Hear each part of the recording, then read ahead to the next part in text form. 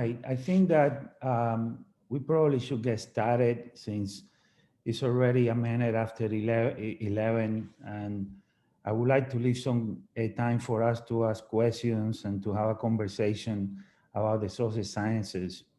So first, let me welcome you all to Santa Clara University. I hope that you have found the many activities this week enjoyable and very informative. And I hope that you decide to join us uh, next academic year or thereafter. Okay. Um, I'm going to share my screen with you, and I think that we have about 20, 21 people on the call. So normally I would ask everyone to introduce himself, but if we do that, we're going to take a lot of time.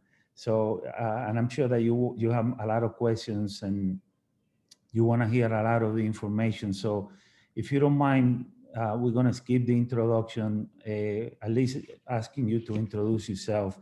I will introduce myself in a few minutes, but if we may want to skip that part so that we have a lot of time for questions, okay? All right, let me share my screen with you.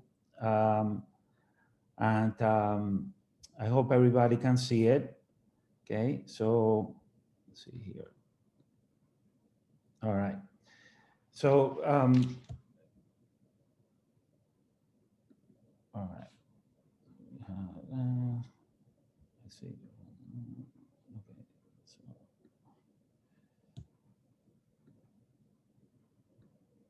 Okay. So yeah, I think everybody's in that wanted to be into the class.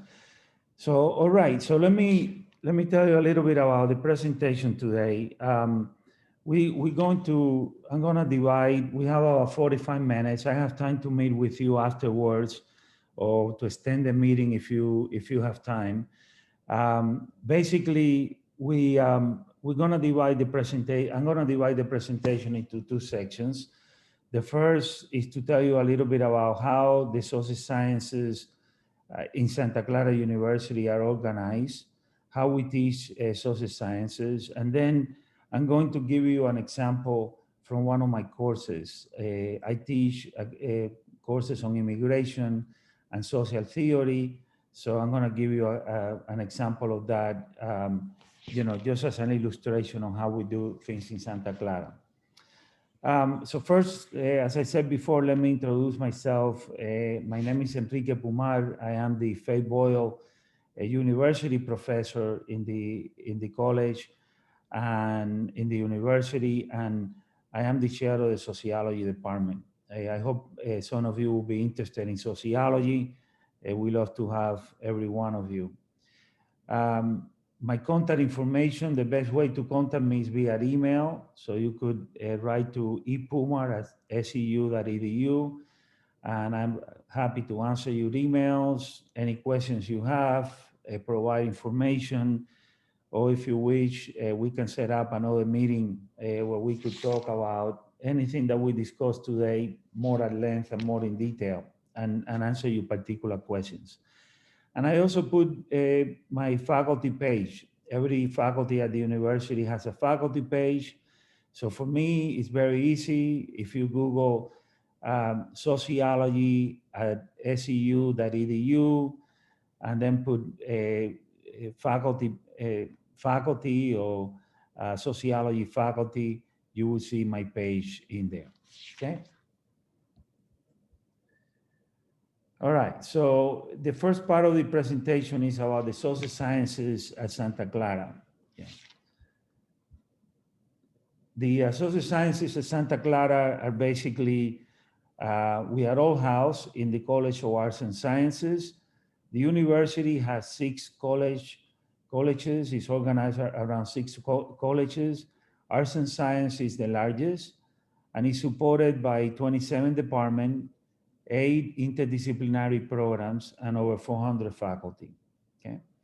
You also have an opportunity at Santa Clara to design your own major.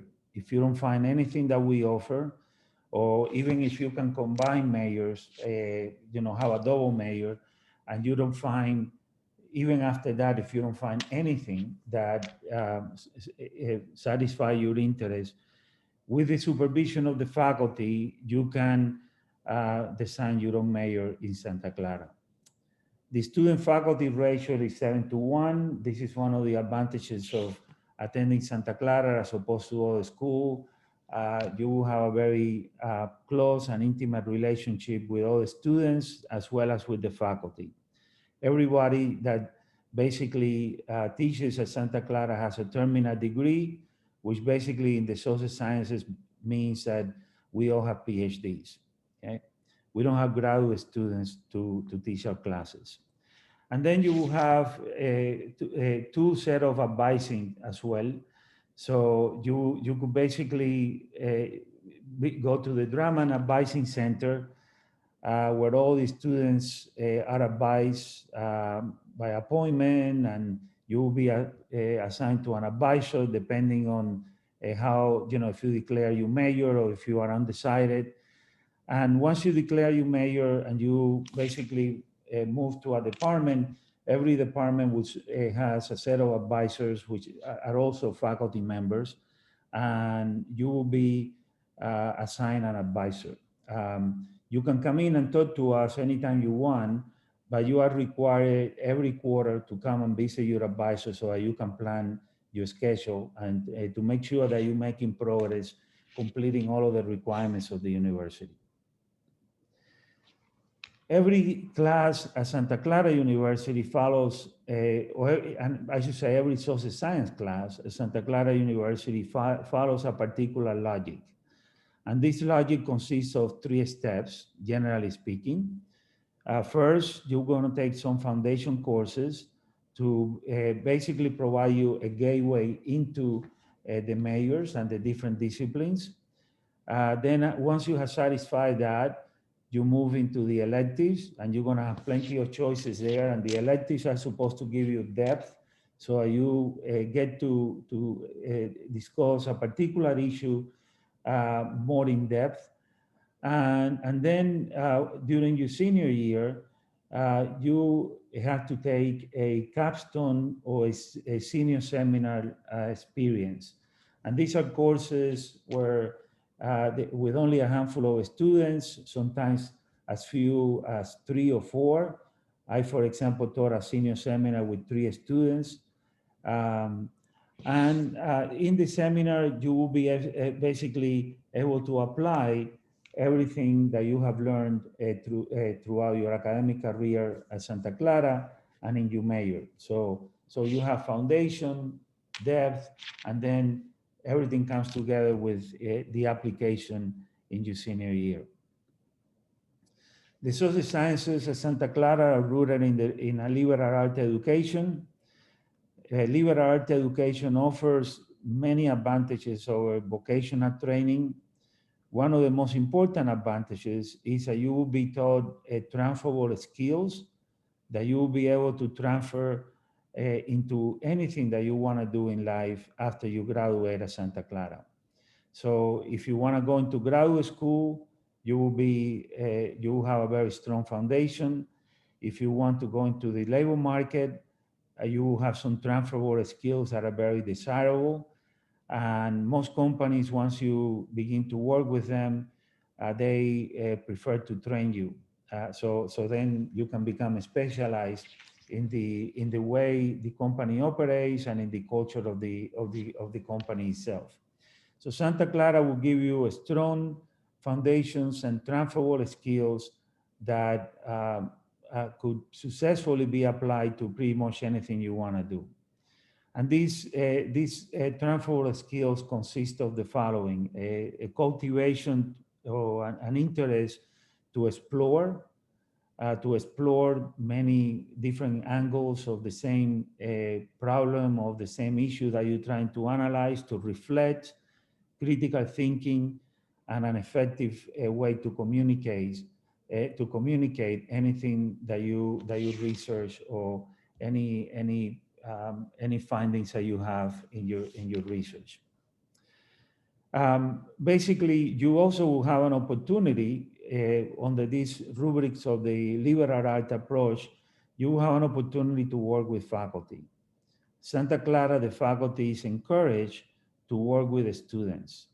And that basically means to present papers, to co-author papers, basically to participate in conferences, to give talks at the university, um, basically pretty much an array of activities where the faculty and the students collaborate. If you want to go into a particular field, for example, that would require even some field research, oftentimes the faculty will be the director of the team or will be basically managing the team, and the students will go with the faculty and will go into the field and will try to research uh, anything that the team is involved in researching at the team. And we have plenty of opportunities like that all throughout the university.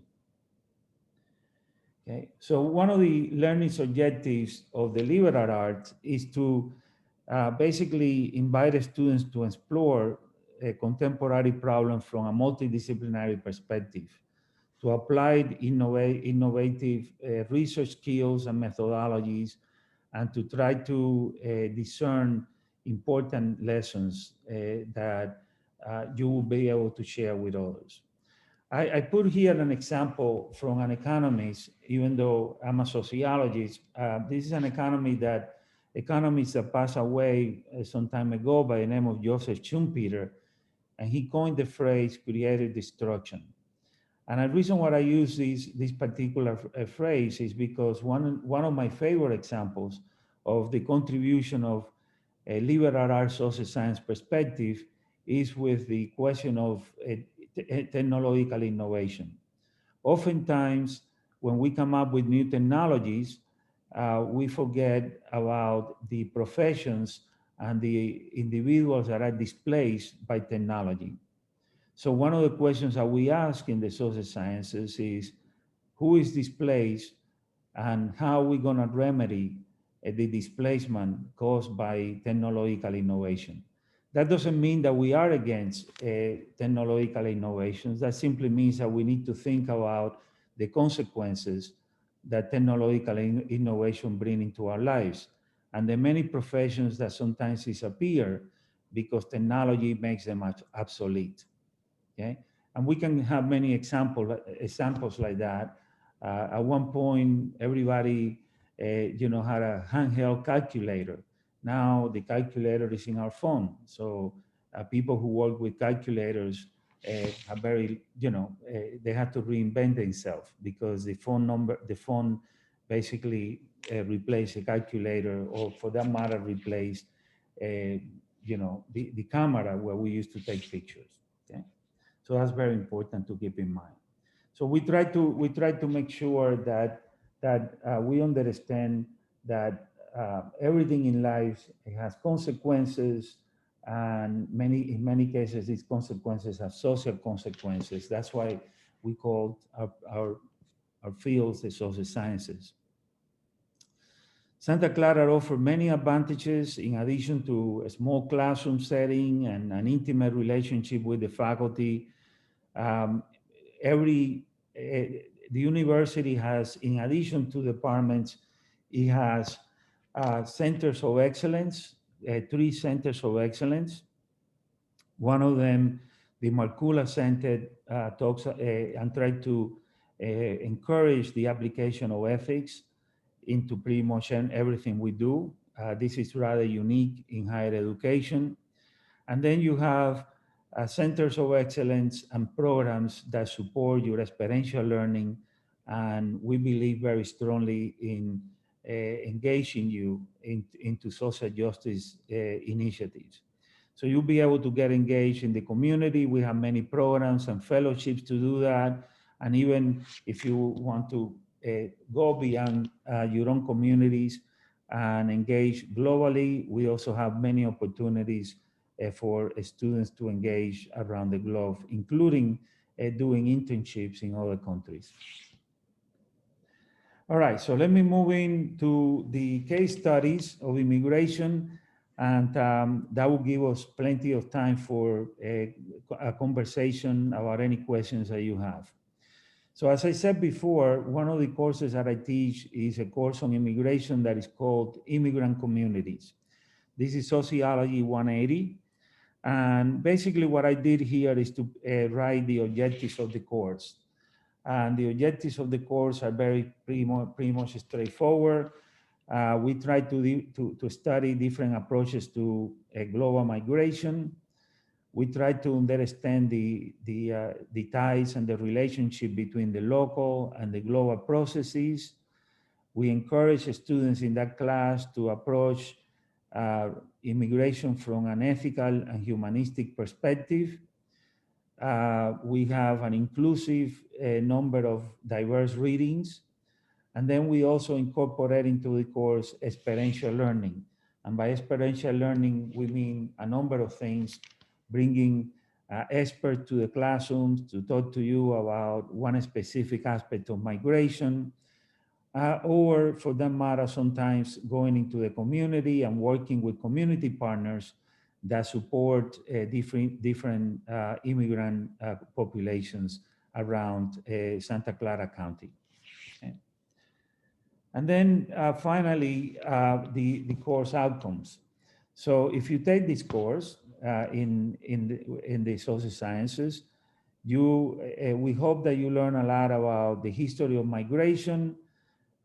You will recognize different perspectives, will be able to assess the different perspectives that we have to understand migration and migration studies. You will learn a lot about how communities are formed and how they are organized.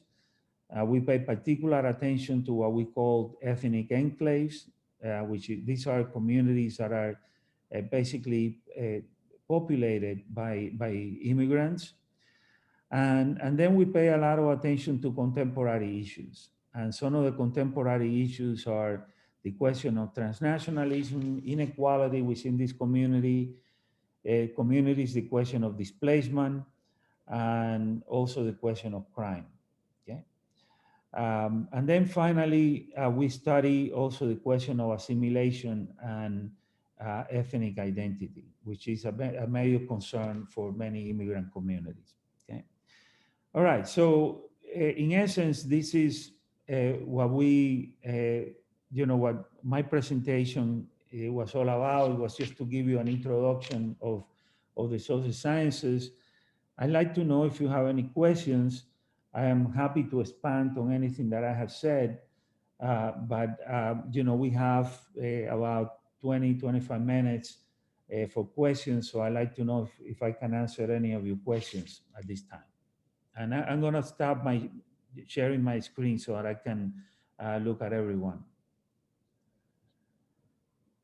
So any questions from anybody? You can turn off your mic and ask me any questions about the university or the College of Arts and Sciences or sociology or any social sciences that you wish to study. Anybody?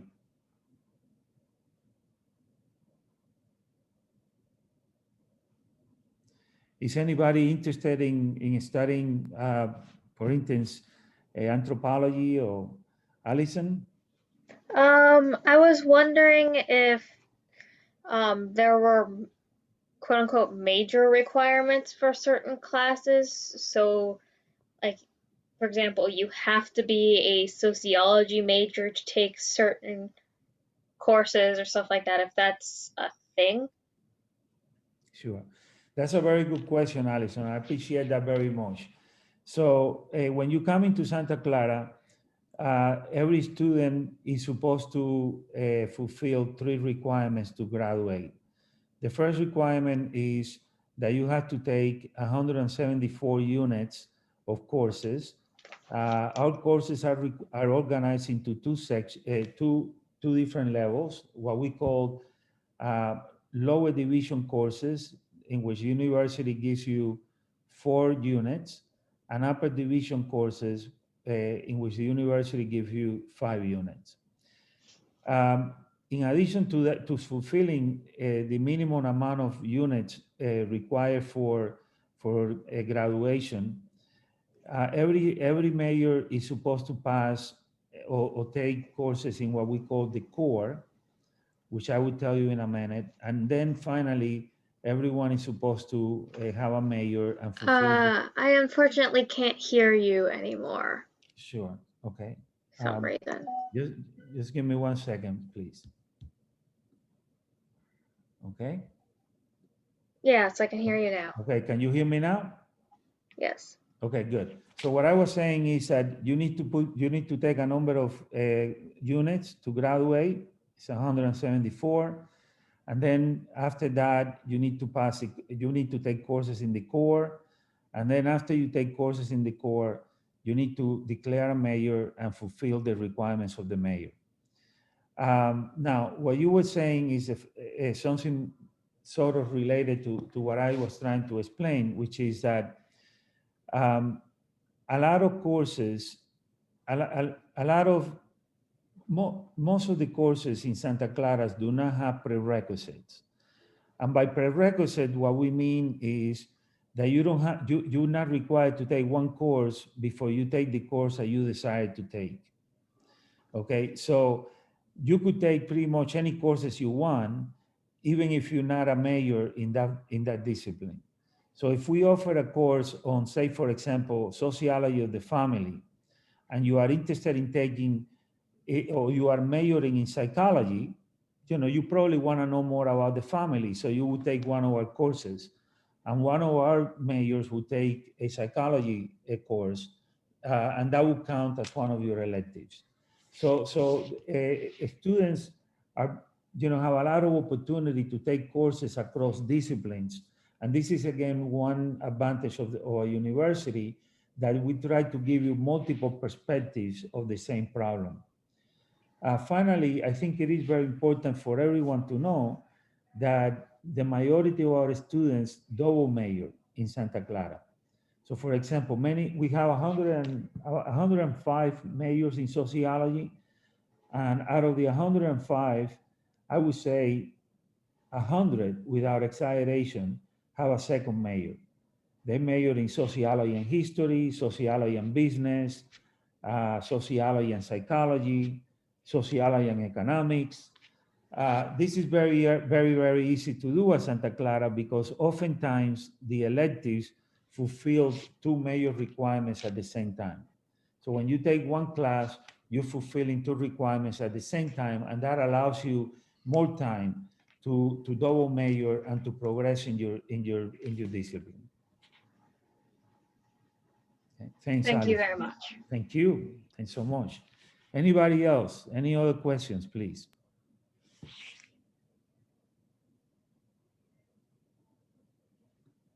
Anyone interested in a particular discipline in the social sciences that I can comment on?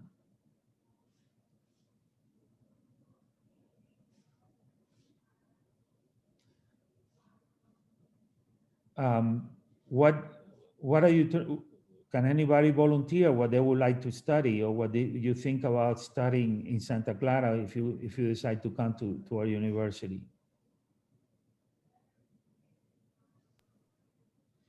So I have one in the chat. I have one comment that says, I am interested in pursuing history.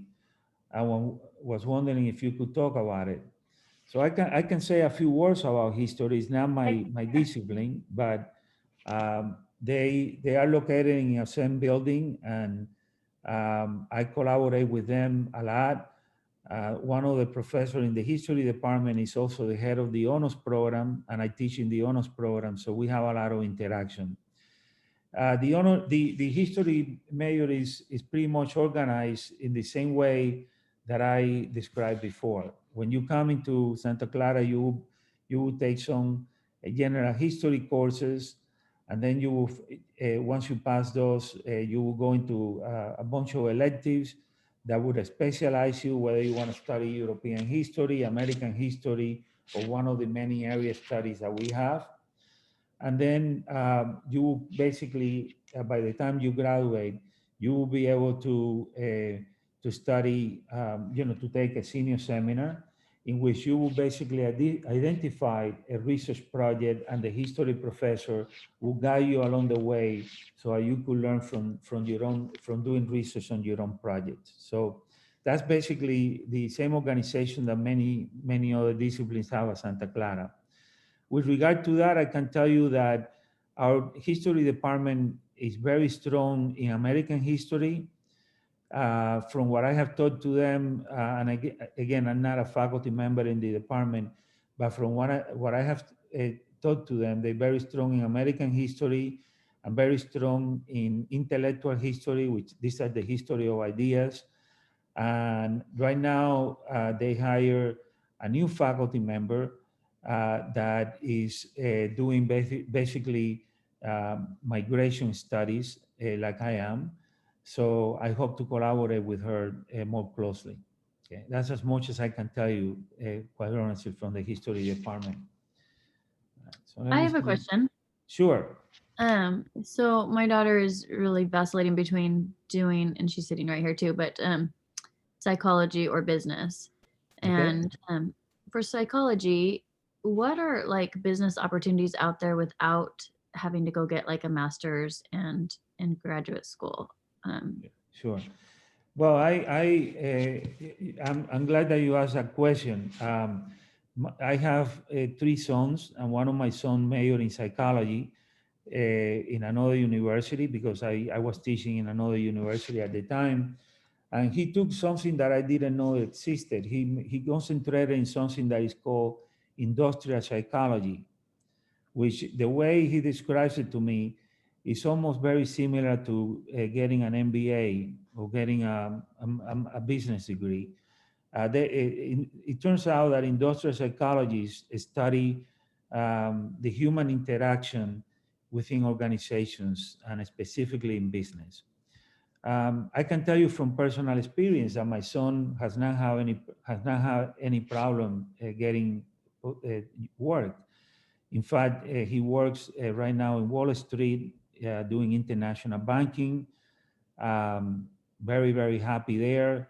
He feels that he is able to apply some of the lessons that he learned in his major.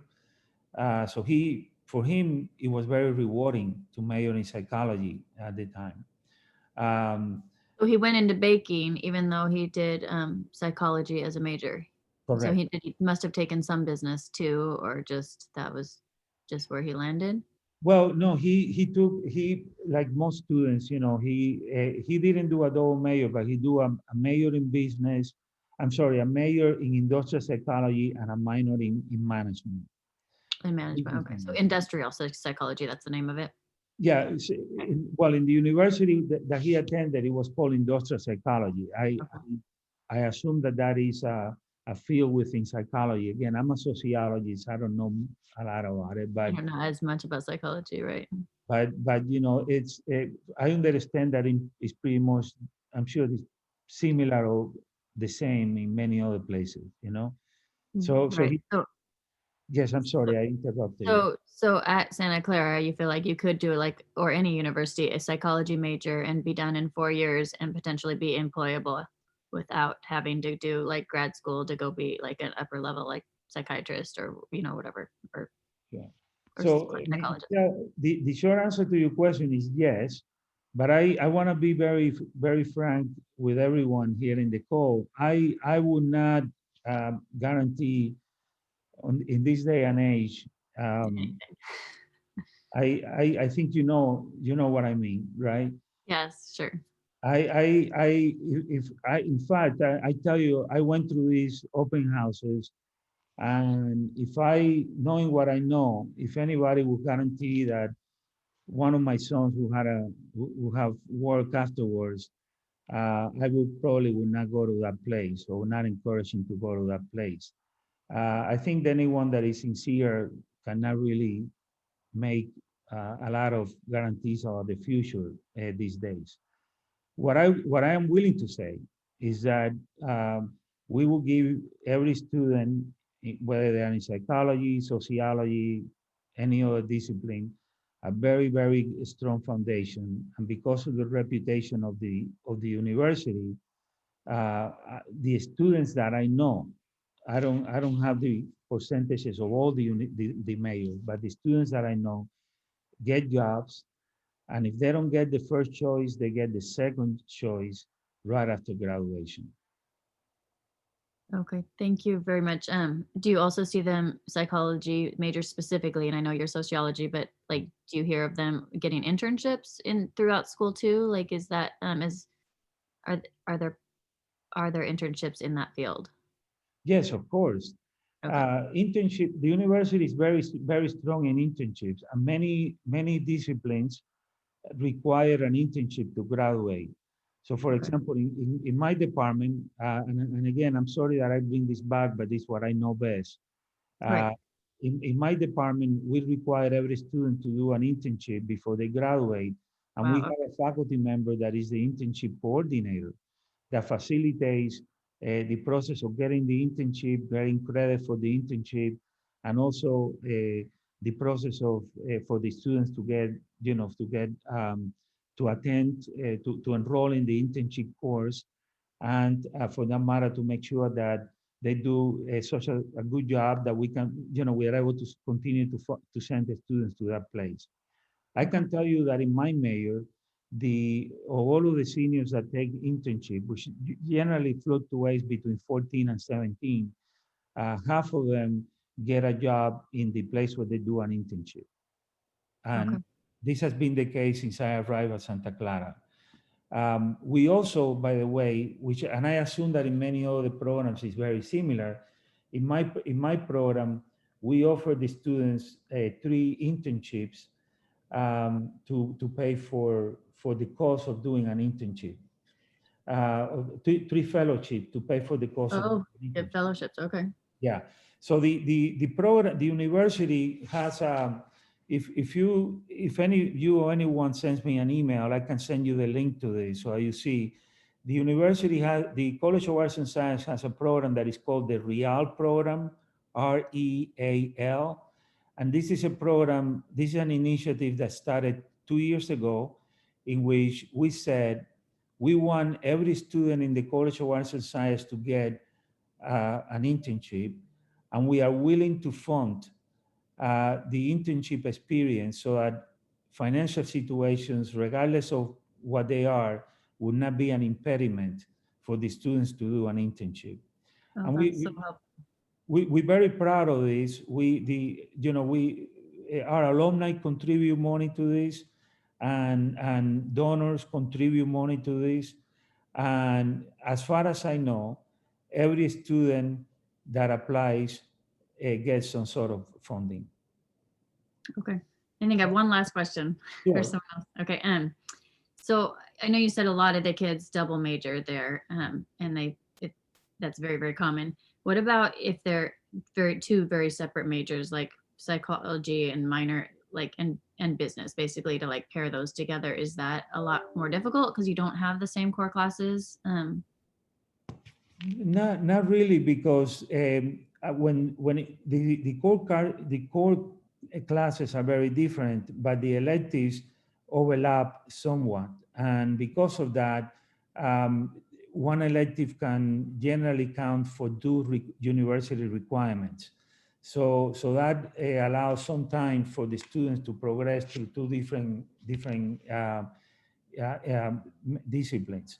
Sometimes, for example, a discipline would say something like, well, you can take these courses to fulfill our major, but you could take 3 courses outside the discipline. So those 3 courses can be in a very different discipline. Or sometimes there are courses that are cross-listed, even in the business school. So for example, again, I have to give you an example of what I know best, Sure. which is my Sure. program. In sociology, we teach a course that we call a sociology of organizations. The person who teaches organizations in the business school has a degree of sociology from Cornell University. So I cross-list my courses with him. So my students take courses in the business school when, if they are interested in taking an elective in sociology of organizations. And this happens very frequently, Okay. And Thank you. one question that if you all don't mind, I would like to go back to the question of internship, because I want to give you a specific example. Last spring, we got hit with the pandemic, and all of the internships, were transferred to online, an online experience. In our department, in conjunction with the Real program, this is what we did. We said, well, an internship class is 30 hours. Santa Clara University pays $15 an hour. So we're gonna multiply 30 times 16. In other words, we're gonna pay above minimum wage. We're gonna pay $16 an hour. And if I remember correctly, that came out to about $420. And we gave every student that applied to the internship funding $420 to do the internship online in their own house. So that if they wanted to buy some supplies or whatever, they could buy it out of that money. That's awesome. And this is very common throughout the university. Again, if some of you have asked me for the name of the program, let me put it in the chat. So you look at it. It's called the Real program, and you could look at it in the College of Arts and Sciences. REAL. Yeah, Real program, and it's part of the College of Arts and Sciences. And I, again, if anybody sends me an email, I'm happy to to send you the link and save you time rather than looking for it. I have a sophomore there at Santa Clara right now, and she loves it. Yeah, no, I mean, the university is great. We very well ranked. The alumni is very strong. I honestly cannot say anything negative about it. I mean, I enjoy my experience teaching there. The students are great, very dedicated.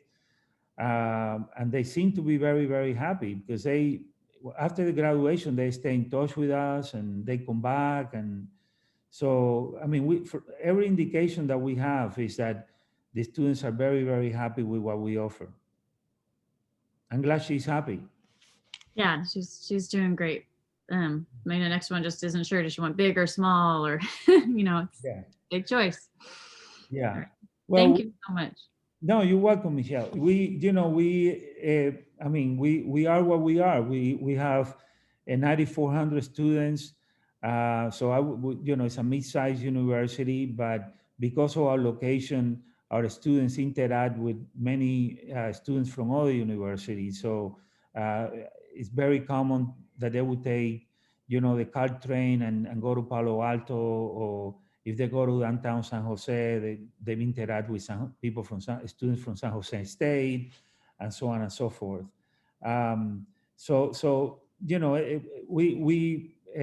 university has chosen to remain at a mid-sized level, and that's because we believe very strongly on this model of the liberal art and having a very close relationship with our students. And we don't have TAs, we don't have graduate students teaching. I mean, I have a university endowed chair, and I teach classes like anybody, and I advise the students like anybody else. So the students have access to all of us, and that's a tremendous advantage. And for us, it's a privilege in many ways, because we have some very good students. Anybody else? Any other questions, please?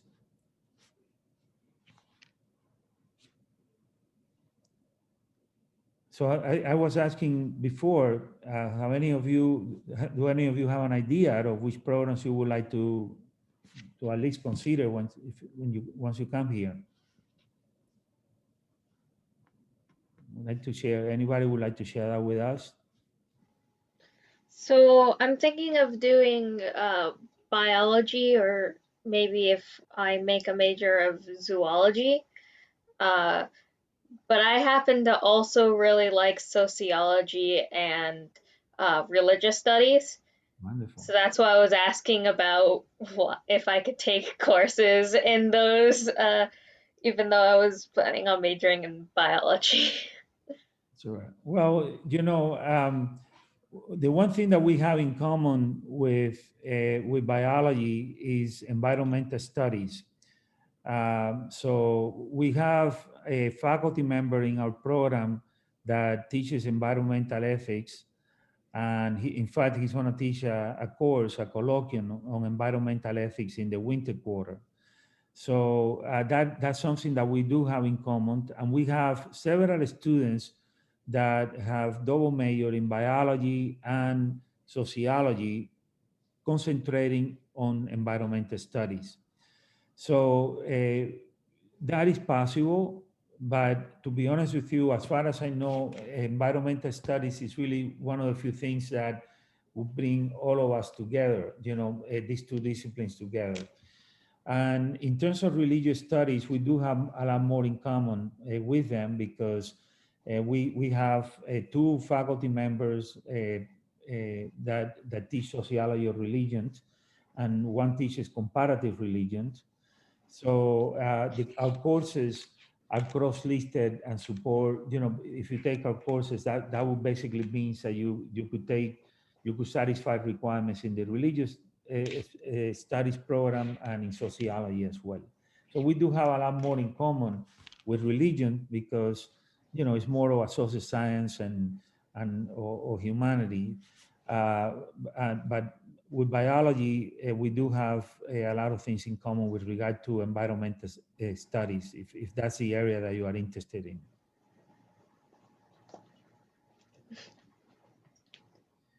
Anybody else?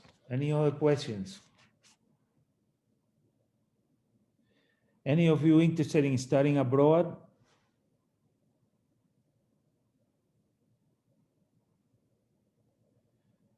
Okay. Any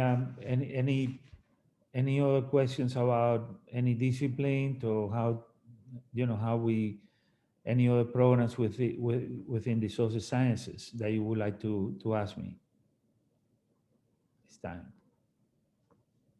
Anybody? Okay. All right. Well, if you don't have any questions, then I'd like to end our session. And I encourage you to look at Santa Clara very closely. We have a lot to offer. And if you have any additional questions that come to mind later, by all means, send me an email. You have my email, linkpumar@seu.edu.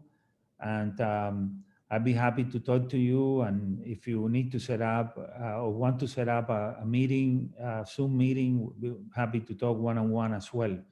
Okay, I really look forward to getting in touch with all of you. So if you have any questions, you can either, again, ask me now, or, you know, we could talk via email or Zoom at another time. Okay.